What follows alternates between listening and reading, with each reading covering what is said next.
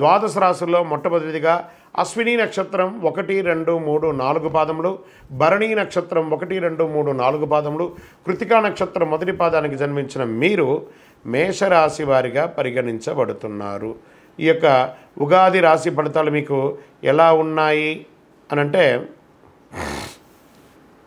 ఆదాయం 8, వ్యయం 14, రాజపూజ్యం 4, అవమానం 3. ఈ గ్రహ సంచారం అంతా కూడా పరిశీలిస్తే గురుబలం ఆశాజనకంగా ఉంది. మేషరాశి వారికి శని రాహుకేతుల ప్రభావం వల్ల మిశ్రమ ఫలితాలను గోచరిస్తున్నాయి. అన్ని రాశుల కంటే రాబోయే కొత్త సంవత్సరం మేషరాశి వారికి చాలా శుభప్రదంగా ఉంటుందని కూడా చెప్పచ్చు. ఓకే, ఆర్థిక స్థితి ఎలా ఉంటుంది ఈ సంవత్సరము? మే తర్వాత ఆర్థిక పరంగా మీకు మంచి ఫలితాలను అందిస్తుంది. ఆరోగ్యపరంగా కూడా బాగుంటుంది. కొత్త సంవత్సరంలో ఊహించని ఆర్థిక లాభాలు పొందుతారు. ఆర్థికంగా నిలదొక్కుంటారు.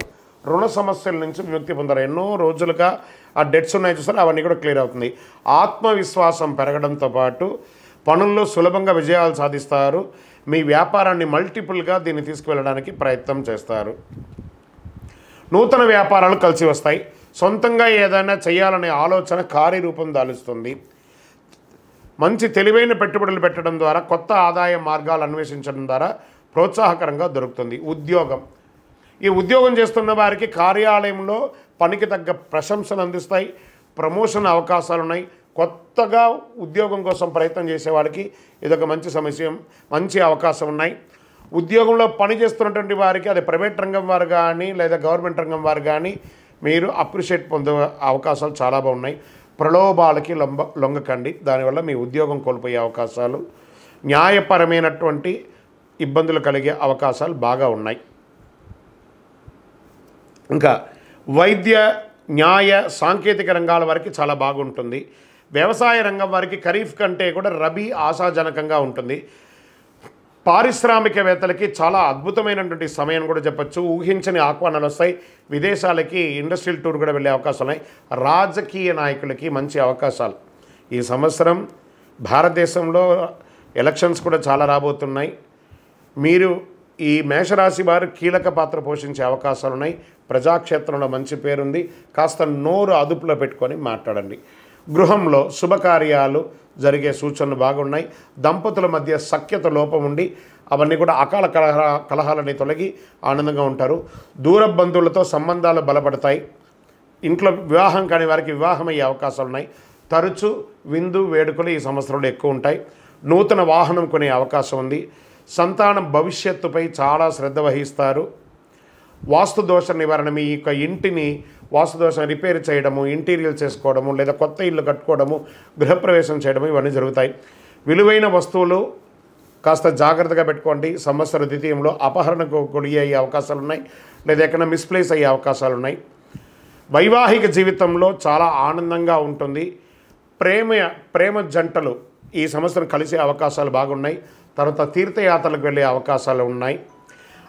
అవివాహితులకు అందరికీ కూడా వివాహం అయ్యే అవకాశాలు ఎక్కువ ఉన్నాయి. కళాకారులకి చాలా అద్భుతంగా ఉంటుంది.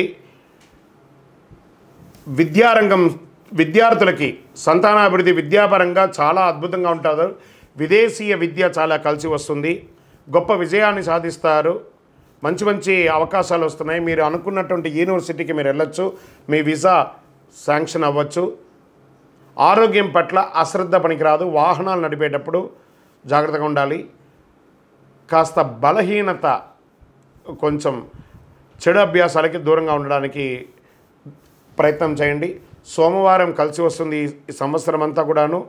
గురువారం కూడా కలిసి వస్తుంది. ఈ సంవత్సరం అంతా 5 మరియు 9 లక్కీ నెంబర్ని ఎక్కువ వాడుతూ ఉండడానికి ప్రయత్నం చేయండి. చందనం రంగు, ఊదా రంగు కలిసి వస్తుంది. తూర్పు దిశ ప్రయాణాలు మీకు చాలా బాగుంటుంది. ఈ సంవత్సరం ఎవరికైనా పుస్తకాన్ని దానం ఇవ్వండి. మీ వయస్సు ఎంత ఉందో అన్ని దీపాలను సుబ్రహ్మణ్య స్వామి వారి దేవాలయంలోపై దీపం వెలిగించండి. సుబ్రహ్మణ్య స్వామికి పాలాభిషేకం చేయండి. సుబ్రహ్మణ్య భుజంగ స్తోత్రాన్ని పారాయణం చేయండి. ఇంకను సకల దోషాలు తొలగి ఆనందంగా ఉండడానికి మీ యొక్క ఇష్టదైవాన్ని ప్రార్థన చేయండి. మీ యొక్క జాతకం తెలుసుకోవాలంటే మీ పరిసర ప్రాంతాల్లో ఉన్న జ్యోతిష్ శాస్త్ర నిపుణుల్ని సంప్రదించండి, లేదా మా కింది నంబర్కి మీ యొక్క పేరు, date of birth, time of birth, place of birth WhatsApp చేయండి. మీ యొక్క వివరాలన్నీ కూడా పంపడం జరుగుతుంది. ఇది ఉచిత సర్వీస్ కాదు. శరణమయ్యప్ప.